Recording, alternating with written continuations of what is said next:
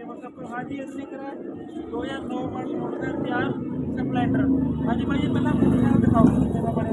ये मोहाली वाला मोटरसाइकिल है ਜਿਹੜਾ मोहाली ਤੇ ਲਿਆਂਦਾ ਸੀ ਉਹਦੇ ਦੇਖੋ ਕੀ ਸੀਗਾ ਜਿਵੇਂ ਕਬਾੜ ਦਿੱਤਾ ਸੀ ਬਾਈਆਂ ਨੇ। ਪਰ ਅੱਜ ਤੁਹਾਡੇ ਨਾਲ ਬਾਈਆਂ ਦੀ ਗੱਲ ਕਰਾਵਾਂਗੇ ਨਹੀਂ ਦੀ ਗੱਲ देखो जी सारी कंडीशन दिखाओ मोटरसाइकिल की टायर लवाए व्हील चैन सेंटर हैंड स्टैंड सारा दिखाओ जी पीछे सारा दिखाओ ठीक है ना। तो चाबी ला के देखो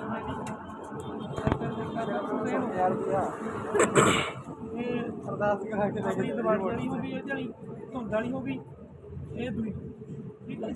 बाकी भाई ना बनाने का करना जी भाई दसो की बना अपना मोटरसाइकिल